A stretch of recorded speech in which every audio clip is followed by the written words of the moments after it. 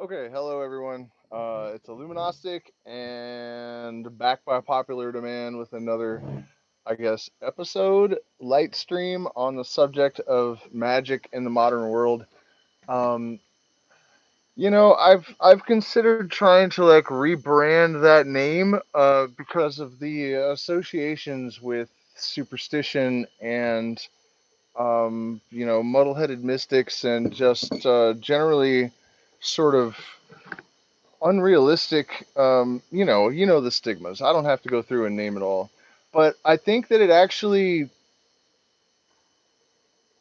is fine to call it magic because fundamentally, what magic means is that it's an acknowledgement or um, yeah, it's an acknowledgement of the fact that our consciousness has some sort of connection to the greater reality, and that there can even be a sort of non physical causal relationship with events and experience, and the cultivation and development of a certain skill set in regards to consciousness. Hola, acid bubbles. Uh, it yields certain results. In the preface to Aleister Crowley's Magic in Theory and Practice, he says this is a book of Sephiroth and angels and demons and spells and conjurations and other things that may or may not be real. It is immaterial whether they are real or not. What is important is the understanding that if you do certain things, certain results will follow. And so that is really, I think, a great foundation to begin this kind of work, and to understand that it's not really about just, believing in every outside of the box idea that you're presented with. You know what I mean? It's not about becoming so open minded that wind is whistling through your ears. And the reason that I titled this light stream Walk with Knowledge Wisely is that there are a lot of misconceptions about how these things work. To reference Aleister Crowley again, he said that in that same book, that the most common mistake that every magician makes is to think that his magic can do more for him than it can. So when you start to realize that you're having legitimate precognitions, that you ask the universe for a specific sign. Right. The other day, I did just that at the beginning of an ayahuasca ceremony, and as a sort of confirmation, the Pachamama, the universal mind, told me to tell my friend that I was with that we would see a serpent tomorrow, and sure enough. And there was a whole sequence of events that led to a whole bunch more synchronicities that were all connected to this um, this request from the universal mind to give us some sort of sign that that these sort of intuitive dialogues with the universe actually have substance. And of course, as we followed from that one coincidence to the next, there were more and more, even more improbable uh, synchronicities. And so the caveat, though, is that when you go chasing spirit, I heard one person describe this as chasing spirit. You can often find that you're chasing your own tail.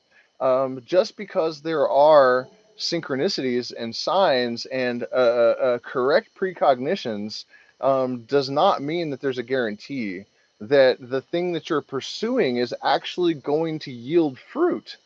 Um, and in this specific example, we were looking for a new property to have a retreats, and we found this amazing place, and there were tons of just unbelievable synchronicities connected to it. But now we're having riots in Ecuador. The viability of changing properties for a number of reasons has, become it's more complicated, for sure. Although for those of you that are following that particular story, the government has basically yielded to the indigenous demands, which I'm super excited about. Uh, but the indigenous have basically said, well, we're still going to protest for a while. So it may be over sooner than later, which is great because we really can't have this right now. You know what I mean? Like I have to support them in theory, but it was just a really bad timing for us to have the country shut down for any period at this current juncture. But so that's kind of what I'm just trying to outline, that just because you have these signs and this dialogue is real, it doesn't necessarily mean that you have guarantees. And so a lot of people get themselves in legitimate trouble by pursuing these things without skepticism and allowing wish demons to provoke them to act without caution. And I think a lot of these ideas, the fundamental idea of magic, that we can put forth some wish or some directive to the universe, and that our experience is going to conform to that directive. It's a really, really tempting thing to believe.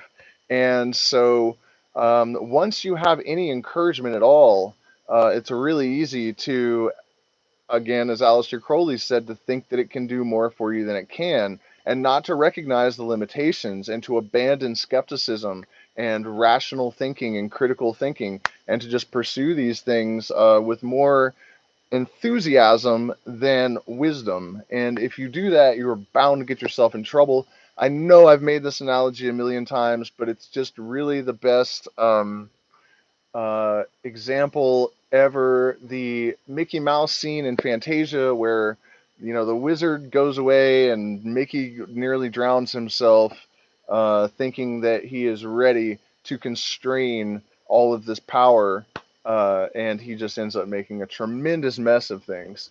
This is basically standard for the initiate, and this is why, it was so important historically that people took initiation and they had guides. If you entered into the mysteries, the Eleusinian mysteries, or any of the later mystery schools, there were initiations, there were tests, and there are reasons for that. You have to have your ego in a reasonably controlled, within a reasonably controlled set of parameters.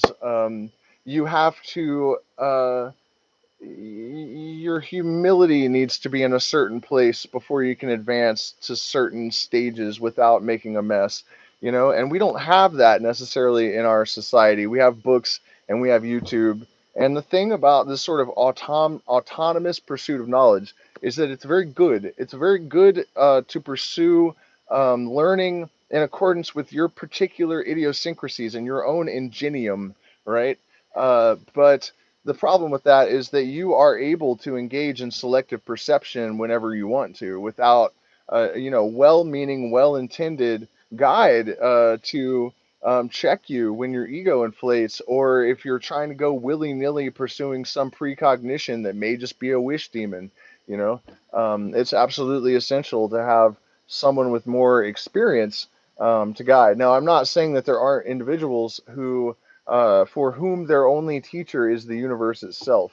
And I'm increasingly of the opinion that that's really the only way to go.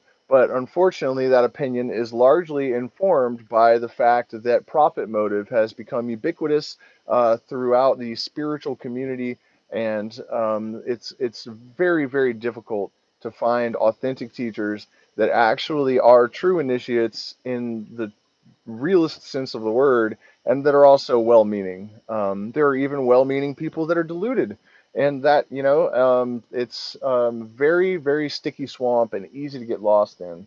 Um, yes, this is the Amazon rainforest. It's definitely a nice place to trip. There are uh, Psilocybe cubensis, the Amazon strain, of course, growing right over there right now in the cow fields. There's an ayahuasca vine 20 feet away from me as I sit here. There's 5 or 6 Chaliponga, which is the Ecuadorian chacruna, in the backyard. There is also Amiruka, which is um, Psychotria carthaginogensis. Um, Geez, there's a Sananga plant in the backyard. There's also Chirix Sananga, which is a different. We have Bobinsana growing in the backyard here. I'm trying to think. What am I missing? There's Toei around. That's pretty dangerous, though. But yeah, the Amazon is an extremely psychedelic place, and there are tons of psychedelics everywhere. So, really, really true magic. I was laying in our ceremonial space last night, just getting kind of eaten by mosquitoes a little bit, but I just didn't want to get up because the sounds, if you just lay there long enough, you will hear an animal, maybe 50% of nights that you have never heard before. And last night there was some super spooky new sound all around the ceremonial space. So I just, it's just so comforting and strange and beautiful to just sit in the Amazon and absorb, you know.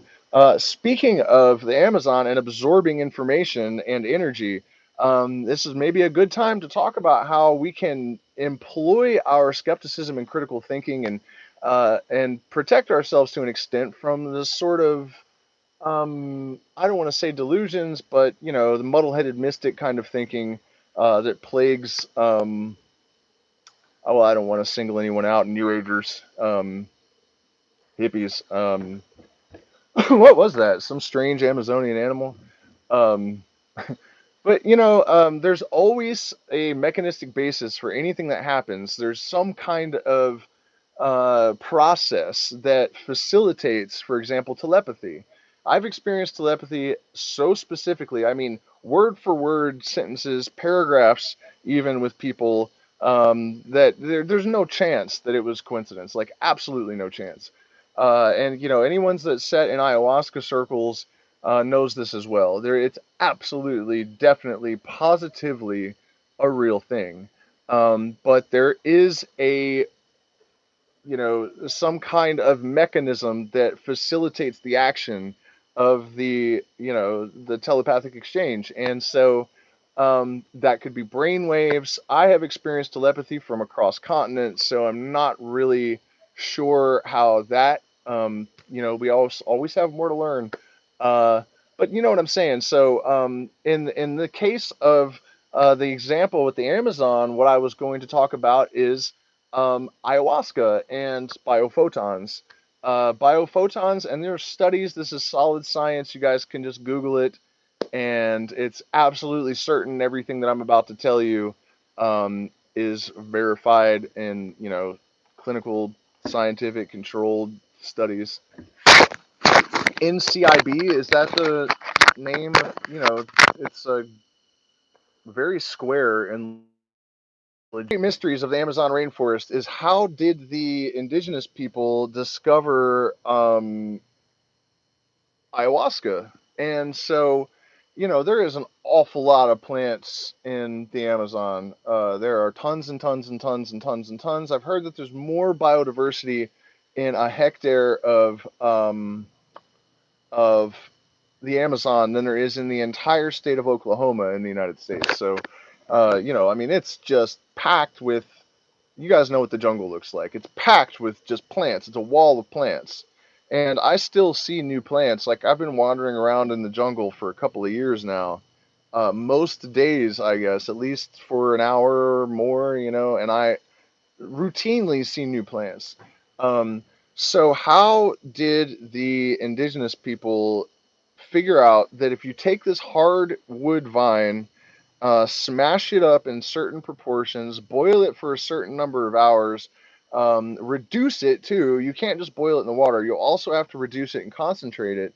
So it's not like they could have just boiled it and made a tea, right? You have to boil it and then concentrate it a lot before it's actually potent, and then it just makes you vomit, basically. It does have a little bit of psychoactivity, but generally, if you're foraging for food, if something is not palatable, you don't continue to experiment with it. You vomit, you throw it, you forget about it. It's poisonous, obviously. Um, so why would they continue even to experiment? And then you have the DMT containing plants that have almost no. The DMT doesn't work at all if it's eaten orally without a monoamine oxidase inhibitor. Uh, but the reason I'm saying that almost no activity is that they do maybe have some analgesic properties. Chaliponga in particular, Diplopterus cabrarina. Um, and certainly some of the other ayahuasca admixture plants are psychoactive on their own.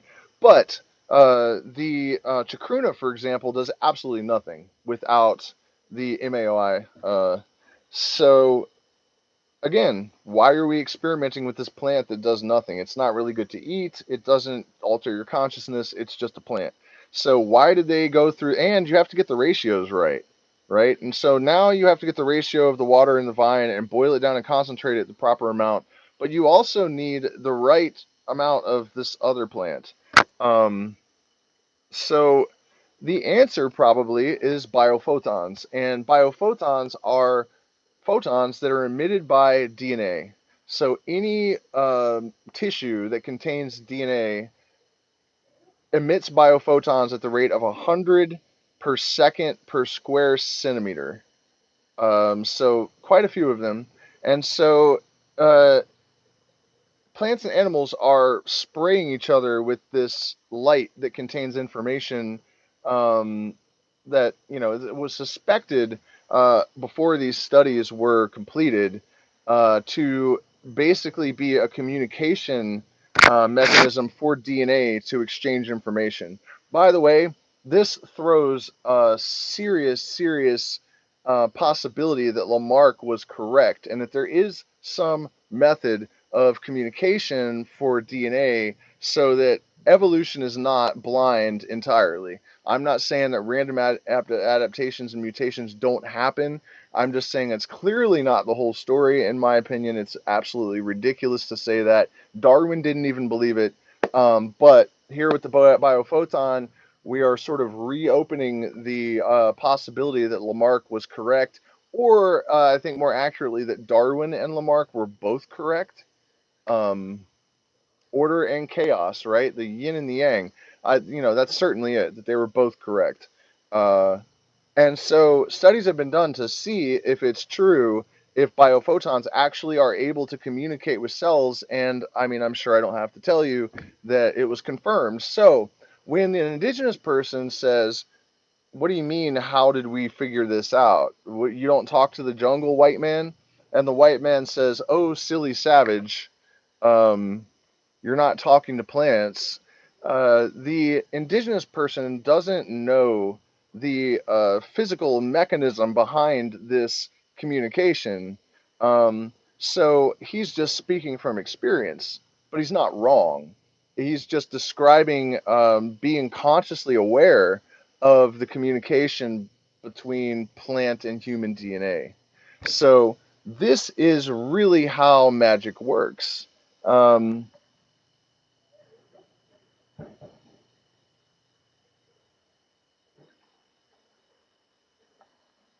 Yeah, the power of faith as it results to magic, or as it relates, I guess, to magical incantations. Um, it's a difficult balancing act, I think. The the trick is that you sort of have to be able to hold opposing ideas. You have to be able to embody contradictions, just like the universe does. To be effective, uh, to create effective art, you're basically trying to encapsulate the macrocosm in a microcosm. The more effectively you can do that, the better your art is, right? So the one of the secrets to power is to understand that the universe is basically created by the interplay of antinomies. The dark and the light, the hot and the cold, the male and the female, all of this stuff is sort of colliding, and where it meets, the alchemical process yields a third thing of a higher nature. Um, so and this idea that the third thing is of a higher nature, generally, if you look at the evolution of people, um, the kids are more advanced than their parents. Society may screw that up somewhere along the line, but if it's an uninterrupted process, this is where advancement comes from. So um, that's a pretty good example. But this is the trick, this balancing act of being able to have this sort of absolute confidence that whatever you're trying to will, that whatever you're trying to do, whatever it is you're trying to discover, that you are absolutely certain that you have the power and capacity to accomplish it. But you have to mitigate harm by employing skepticism and critical thinking and making sure you're remaining within the realm of possibility with your thinking and your actions. Um, so, it's not about having faith blindly or without cause. Um, the magical the evolution of magical thought ideally should not be a regression to Paleolithic thinking or superstitious kind of magic, but the realization that a certain type of spirituality, a certain conception of spirit, can actually coexist with the science and the modern understanding of the universe, and that these things not only are they not mutually exclusive, but they're actually interdependent. If you are to have a science, for example, that is not creating Frankenstein, um, and has some sort of sense of purpose. Without this sense of purpose, what happens to science? It just becomes a blind instrument for unethical, greedy, powerful people to find ways to exploit the rest of humanity. I mean, that's basically all that's left of a lot of the any science that can be industrialized has been sort of co-opted by industry, right? So that is where spirit enters the equation and informs the direction and the purpose of these other endeavors. And in the same way, scientific thinking and the approach of, for example, if I have um, been able to confirm that some information I have about someone I suspect to have been in a previous incarnation, right? If I go through all of the other possibilities, I'm not going to be certain that I am the reincarnation of that person, because you always have the possibility of a universal mind, an Akashic record type scenario. Geneticists have proven that we can actually remember our ancestors' memories. We have access to those. That you can explain it that way. And what people generally do when they sort of awaken is that they just, you have an experience like that and you just collapse the probability cloud on this one thing and you're certain of it. I was the reincarnation of this person. What about all these possible other explanations? So when we're talking about integrating the scientific critical thinking kind of that all that stuff with spirituality, that's what we're talking about. And I think that's disappointing to a lot of people because yes, please like, subscribe, um, and share these videos. We're demonetized, so we get no money for this, and our country's currently locked down. The guests that were coming to our retreat were sent back. You guys can still, we have spots open later in the year. We're certain that these protests are going to be over within 3 weeks or so. For late July, August, September, it's all good. This is not normal in Ecuador. Every 3 years or so, the indigenous have to protest and shut the country down in order to protect themselves and get decent treatment. Um, it's actually really bad. The exploitation of indigenous people in South America has not relented in the last couple of 100 years. It's still pretty horrific. So do please like, share, subscribe, and support us. There are PayPal, Zelle, and wallet addresses. You can send me an email if you're interested in the retreats. I will teach you everything I know about Western occult tradition and magic, and also we were doing a lot of plant medicine stuff, and we're going to work with indigenous shamans and shamanas who, one of them, for example, did not leave the jungle ever and didn't ever see a town even until she was, I think, 18 or 17. Didn't learn to speak Spanish until I think 13 years ago or something. So really an extraordinary thing to sit with this woman and just watch her. Really gives you an idea of what it must have been like to be here, be indigenous before Babylon came and sort of demolished everything. So yes, and thank you guys for. I see some kind words in the description, and I feel like I was on a roll with something and lost my train of thought with my little pitch, which is important. Um, we have to survive. So, where was I? What was I? What was it? What was it? Yeah, so considering all these alternative possibilities, this is what a really good mystic does. And so, if you just like you have one of these experiences and you just believe what you want, I mean, this is supposed to be a pursuit of truth, not comforting delusions. Um, that's really not healthy. It's actually pretty toxic. And I think we all have to have the humility to realize that we all grew up in a society that has deprioritized teaching critical thinking to its populace. That's not in their interests.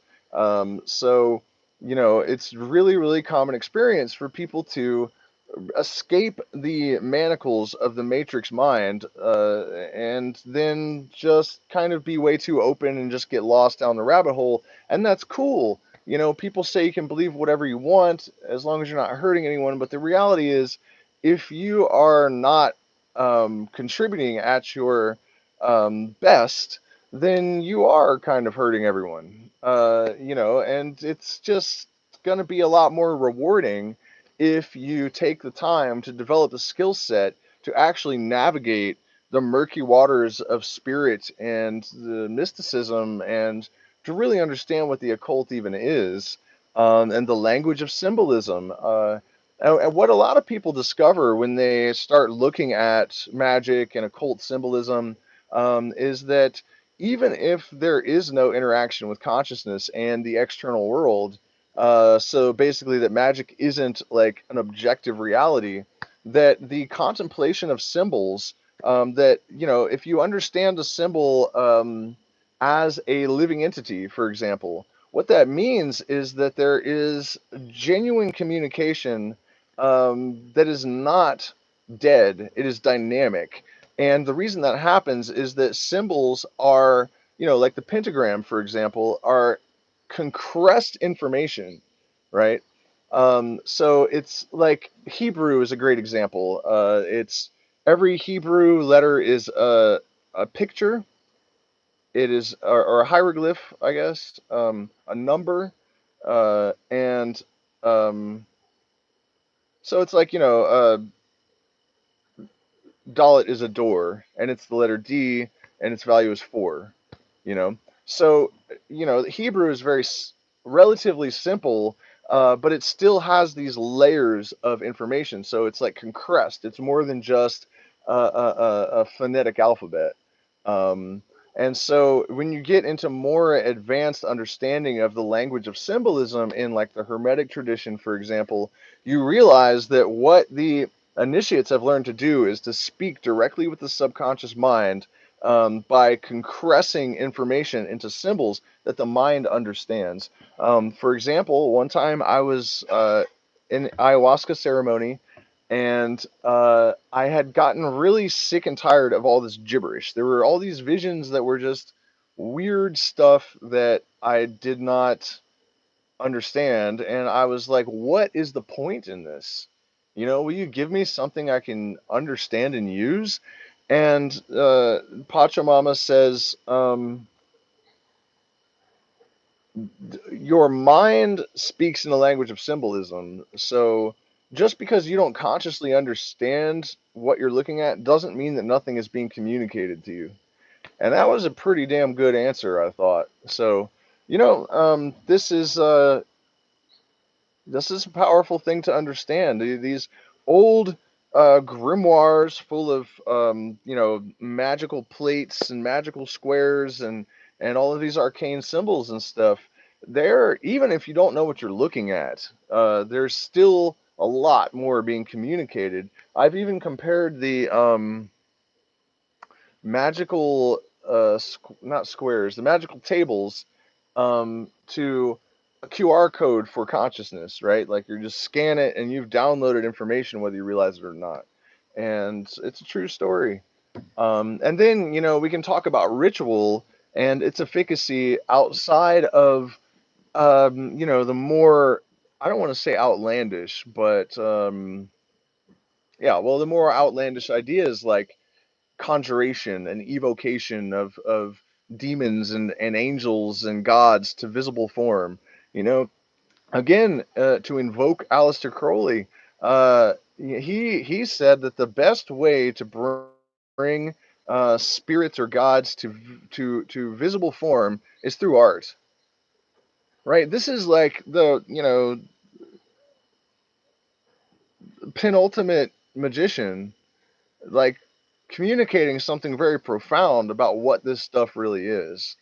Right. So ritual in terms of just the efficacy, the way that it works within your being, the lesser banishing ritual of the pentagram, for example, gives you a way to organize all of your internal um, contents and choose and orchestrate how they're going to relate to your external experience and to order that every day. And then, the association of the symbolism of the archangels, the symbolism of the four directions, and the elements that are associated with them. Um, you are able to compress an awful lot of information and then uh, create a dialogue with the universe that is extremely efficient because life is complex and there is a tremendous amount of, a tremendous variety of dynamics and possibilities and just, I mean, you guys have been to the universe, right? I mean, it's crazy. And so, as really truly expanded, expansive, conscious, truth seeking spiritual beings, we are really confronted with a tremendous amount of possibility, risk and danger, information. And so, to have the ability to create these the rituals and to understand the symbols in order to create a simplified way to have a dialogue with the totality of existence, um, in a way that's actually digestible, is a tremendous thing. And then also, like the lesser banishing ritual, or excuse me, the middle pillar. Um, it's a ritual where you are first imagining this divine light of Keter, right? It's the crown. And interestingly, the Kabbalah, or the Kabbalistic tree of life, it has extra um, chakras, basically, Sephiroth. But the ones that go down the center of the Adam Kadmon, the universal man, correspond with the chakras. So that's interesting because this is a totally independent system.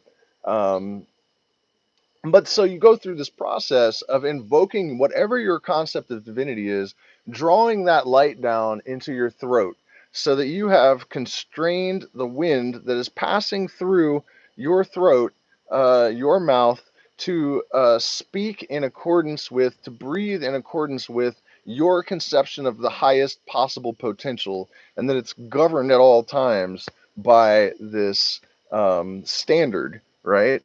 And then you're bringing this down into the solar plexus in order to integrate your concept or the actual energy of divinity, however you want to think about it, with your emotional body, and then down into the groin or root chakra in order to merge the divine light of Keter with your sexuality, and then your feet, so that it guides your steps. And just going through this process with, even if their magic is complete nonsense, is it's sort of like a super sophisticated meditation that is there's just no way to deny the obvious utility of these practices.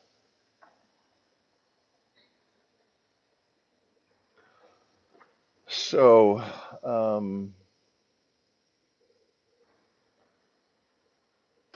ritual and so there are a few guiding principles that are really, really important. One of them is not to give too much weight. It's like this incredible balancing act where you have to take your intuition seriously. It is capable of extraordinary things, but you also have to remember that, when I speak about the universal mind, this is where people get screwed up again because we think of spirit or deity or God as this omnipotent, all knowing, all powerful thing that's always going to have the right answers and the right guidance. And I think of it more as just a greater mind. So there are limits to its knowledge. It's capable of being wrong. You know what I mean? It's just like your mind, only there's connections to all of the other minds. So it is a repository of tremendous amount of information, but at the end of the day, it's still just thoughts, right? So having that knowledge and to be able to distinguish between this sort of archaic belief in this personal deity that knows everything, to understand that it's actually more like a mind that is fallible, is going to go a long way to keeping you out of trouble with this stuff.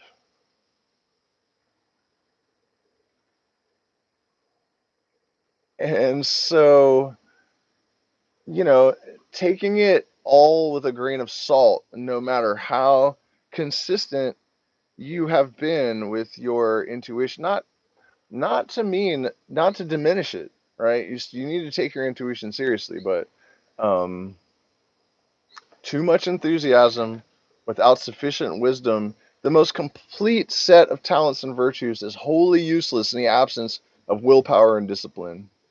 And that is another thing that people don't want to hear, that they have trouble integrating, that they just do not, people, you don't want to think about that.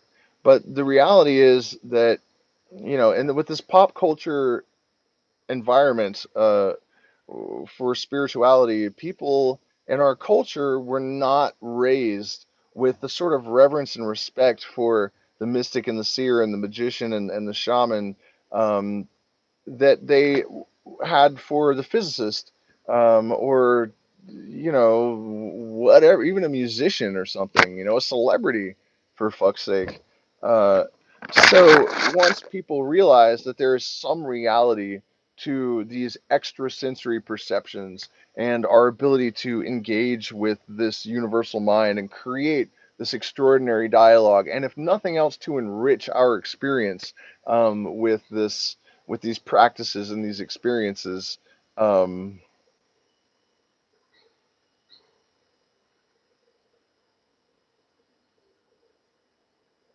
and that's kind of what I was after earlier. I kind of went off on a little tangent, but our primary goal needs to be just to use this stuff to enrich our experience, which can lead to expanded capacity for creativity, greater depth of knowledge and enjoyment, maybe even financial gain, right?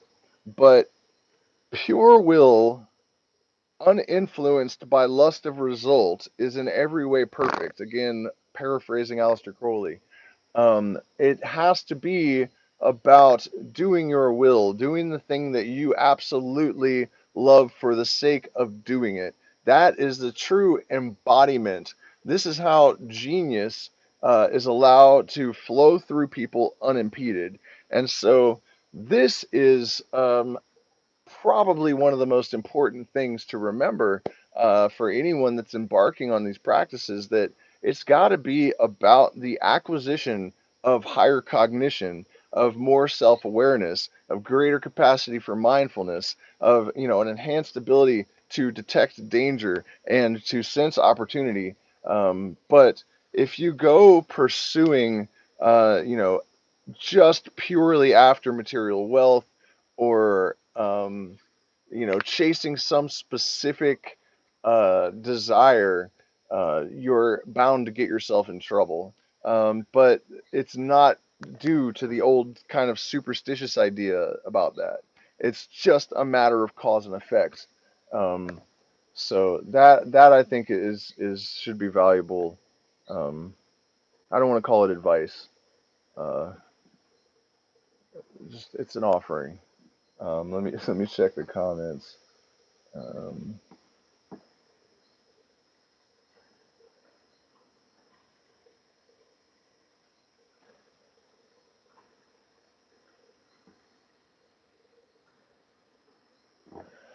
I don't know that Crowley really messed up. He did his job as it was, you know. I mean, he did what he needed to do to the best of his ability at the time. I mean, um, and the stories about his deathbed that you're referencing, the things he said on his deathbed, there are conflicting reports from the witnesses, so no one actually knows. He may have just said, "I'm perplexed." There's, you know, nobody knows what really happened there except for the people that were there, and they're not giving us the same story. So, you know, you're talking about the logos. I'll talk about the logos for a second before I jump off because it's been about a half hour and I still haven't eaten dinner. So, but I've been really thinking about electromagnetic energy and light and consciousness and their relationship for a number of years now, and I wanted to mention this other channel, Theoria Apophis, I think is, or Theoria Apost. I'll put a link. I'll put it in my featured. I've been meaning to do that. But he has more of a. This creator has more of a background in the sciences. He's much more highly educated than me, and so he's able to make models of the stuff that I have kind of intuited and it's explained on this channel. And the interesting thing is that he tends to not really explain them so much as to just show you. Um,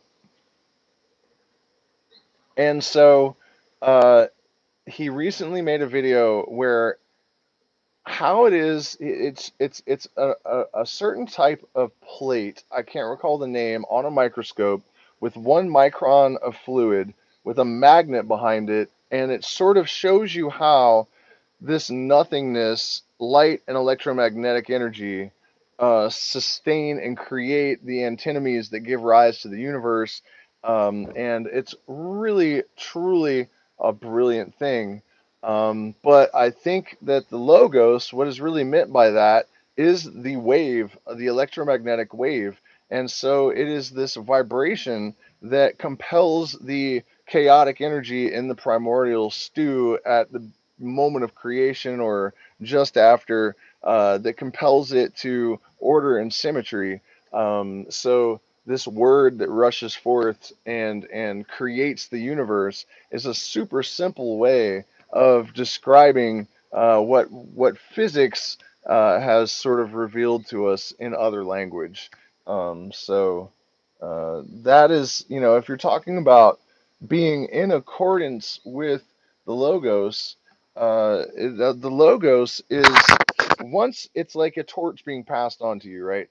The emanation at the beginning created this wave, but now you have a sort of, um, it's like if that was the superconductor, you have like a mini conductor, and so your consciousness, I think by means of the pineal gland, and the piezoelectric effect of this. For those of you guys that haven't heard this yet, the pineal gland is actually like a sac with two slightly out of phase piezoelectric calcium carbonate crystals. So all this talk about calcifying your pineal gland, it's literally already made of calcium. So I'm not really sure where what people are saying there. It is true that fluoride is a neurotoxin that will damage it, but calcified pineal gland, it's already made of calcium. Um, but anyways, so that is the physical mechanism by which the waves are sort of sculpted so that your consciousness has its relatively subtle but still important effect on the energy of the cosmos. Uh, yeah, so there's that. Um, Okay, guys, I promised that I would try to keep this to half an hour. I hope that there was, information that you can use in there, and the like the bullet point of this presentation basically is that, we have to have a commitment to really studying the bravery and the courage to use critical thinking to analyze our experience, to protect us from our own emotional imbalances, to address all of our traumas and all that, um, of course, but further to really develop the discipline and willpower and the bravery to analyze our experiences objectively. And I think a lot of us have fear of doing that because we feel like we're going to delete the magic from our experience. We're afraid that if we shine a light directly on these things, they're going to vaporize. And that's not exactly what happens. It does reduce, but it reduces to a point, and that point is something real. So we have to be willing to shine light in those places where we are afraid to look, or where we haven't been able to look, and do everything within our power to make that happen. And so, one more time, the most complete set of talents and virtues is totally useless in the absence of willpower and discipline. So, um, blessings and good luck. We'll see you guys again very soon. Hit the like button, share, subscribe, support us on Patreon. Come see us in the Amazon. Um, it is definitely amazing here, and monkeys everywhere and stuff. It's really something else. I last 2 weeks ago, I think I got to hold a lemur, a nocturnal lemur, and it was just the sweetest, almost like slow, like a sloth. Um, I was really surprised at how calm and sweet it was. And also a marmoset monkey, which is a very frantic little animal, but it was like this big and adorable. Um, so yeah, if you've never been to the Amazon, even if you don't definitely come to see me. Definitely go because it's an extraordinary experience. And they are, speaking of deleting stuff, they're deleting it pretty rapidly. Where I live near Tenna, it the destruction wasn't really visible until the last month or so. On our own road, suddenly there was a bunch of clear cut jungle just gone, and then on the way to Tenna a week ago or so, I noticed they had just like clear cut an entire mountain. So it's really, um, really is in danger of disappearing, and we really do need to become invested, make it personal, you know, and that really requires coming here and immersing yourself in it and to truly firsthand understand how special and important it is. So thank you guys. We'll see you again soon. Ciao.